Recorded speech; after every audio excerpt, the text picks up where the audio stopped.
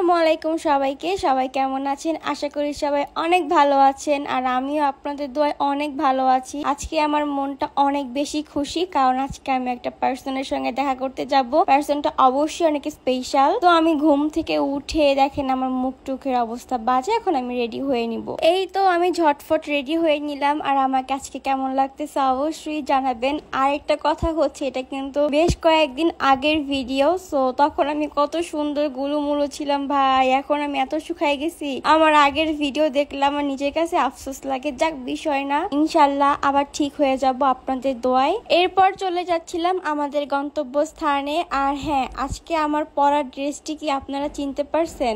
যদি চিনে থাকেন তাহলে অবশ্যই কমেন্ট করে জানাবেন। এদিকে আমরা চলে যাচ্ছিলাম, আর যেতে যেতে একটু রাস্তার ভিডিও নিচ্ছিলাম। এইটুকু রাস্তাটা খুব বেশি সুন্দর ছিল, আমার কাছে খুব বেশি ভালো লাগছে। এরপর দেখা টাকা শেষ করে আমি আসছিলাম সেনাতে, বাট আমার মনেই ছিল না যে ওই দিনটা ছিল রবিবার, যার জন্য সেনা অফ পাইছি। দেন আর কি করার, মন খারাপ করে এখান থেকে আবার ব্যাক করতেছিলাম। আমরা বের হয়েছিলাম সকাল সকাল, বাট ঘোরাঘুরি করতে করতে দুপুর হয়ে যায়, আর এত ক্ষুধা লাগছিল কি আর বলবো, পেটের মধ্যে ক্ষুধায় শুধু চৌচো করতেছিল। দেন রাস্তার মধ্যে এই ফুল গাছটা দেখে আমার খুব বেশি ভালো লাগছে, আমি একটু ফুটেজ নিয়ে নিলাম। মন চাচ্ছিল কেউ যদি আমাকে ফুলগুলো পেরে দিত, আমি 2 হাত ভরে ফুল নিয়ে বাসায় যাইতাম। এরপর আমরা চলে আসলাম পল্লী বিদ্যুতে খাওয়ার জন্য। সারাদিন ঘোরাঘুরি করে স্কিনটাকে নষ্ট করলে তো হবে না, অবশ্যই স্কিন কেয়ার করতে হবে। তো চলো আমি তোমাদের সঙ্গে শেয়ার করি আমি কিভাবে আমার স্কিন কেয়ার করি। আমাদের সবার উচিত নিজের যত্নের পাশাপাশি স্কিনটাকে যত্ন করা। সো আজকে আমি কথা বলবো বিউটি পার্ল নিয়ে। এটা একটা কম্বো প্যাকেজ, এর মধ্যে তোমরা পেয়ে যাবা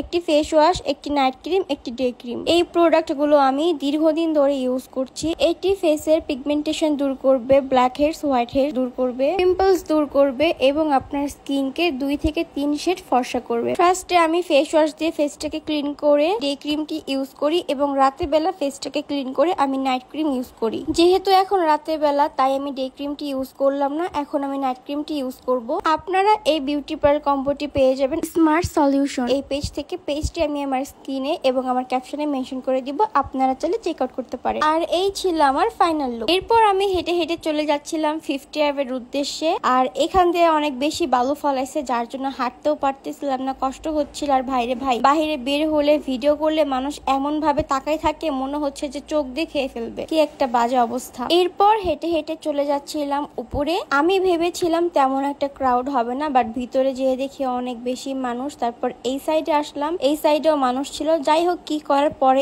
এই কর্নারের মধ্যে বসে পড়লাম। যেহেতু আমরা মানুষ ছিলাম 2 জন, আমাদের তেমন একটা প্লেসেরও প্রয়োজন ছিল না, তাই আমরা এই কর্নারে বসে পড়ি। আর এইদিকে আমি একটু নিজেকে দেখতেছিলাম, এত জার্নি করছি, আমার ফেসের অবস্থা খুবই বিচ্ছিরি হয়ে গেছে। তারপর কোনো এক কারণে আমার মুডটা অফ হয়ে গেছিল, আর আমি দেখতেছিলাম যে কি অর্ডার করব। আমাকে ও জিজ্ঞেস করতেছিল তোমার কি মুড অফ? আমি বললাম যে না। দেন আমি বলতেছিলাম যে আমি কি অর্ডার করব, তুমিই দেখো। এরপর খাবার অর্ডার দিয়ে আমি এই পাশে একটু ঢং করতে আসলাম। আমাকে ও বলতেছিল যে একটু ঢং করো, তোমাকে পিকচার তুলে দে, ভিডিও করে দে। বাট ভাই, আমি তো ঢংই করতে পারি না, আমি পিকচার তুলতে গেলে কোনো পোজও জানি না। তো আমিও একটু ভ্যাঙ্গাচ্ছিলাম যে দেখো এরকম এরকম ভাবে ঢং করতে হয়। দেন যায় একটা বাড়ি খাইছি ভাই, কি যে ব্যথা লাগছে। তারপরে মনটাকে শক্ত করে বুঝতেই দিন যে ব্যথা পাইছি। তারপর একটু ঘোরাঘুরি করতেছিলাম। আর আজকের ভিডিওটা একটু বেশি বড় করে ফেলছে, আমি আই নো, তোমরা বোরিং হইও না প্লিজ। আর আমাকে বলতেছিল তোমাকে ছবি তুলে দে, আমাকে ছবি তোলার কথা বলে দেখি ভিডিও করতেছে। তারপরে আমাদের খাবার চলে আসলো,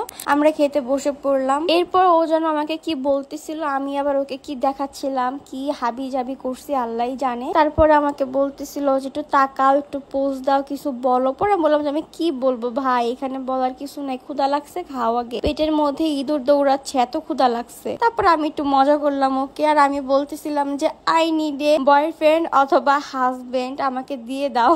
ও মজা করতেছিল আমার সাথে। দেন খাওয়া দাওয়া শুরু করে দিলাম। খাওয়া দাওয়া শেষ করে আমার আরো কাজ আছে, এগুলো তোমরা লাস্টের ভিডিওতে দেখতে পারবা যে কি কি করলাম। আরো হেঁটে হেঁটে চলে যাচ্ছিলাম ওভারব্রিজ দিয়ে রোডের ওই পাশে, কারণ ওই পাশে আমার কাজ আছে। আমি চলে আসলাম পেট শপে, এখানে হচ্ছে আমার বিড়ালের জন্য ক্যাট ফুড কিনবো, তাই চলে আসা। এসে দেখি যে এখানে আমি যে ক্যাট ফুডটা নিতে আসছিলাম সেই ক্যাট ফুডটা নাই, অন্যগুলো আছে। তো আমি খুব চিন্তায় পড়ে যাই যে কোনটা রেখে কোনটা নিব, বা অন্য ফ্লেভার ওরা টেস্ট করবে কিনা। তারপরে ফাইনালি একটা নিয়ে নিলাম। আজকের ভিডিও এই পর্যন্তই। সবাই ভালো থাকবেন, সুস্থ থাকবেন, আমার জন্য দোয়া করবেন। আল্লাহ হাফেজ।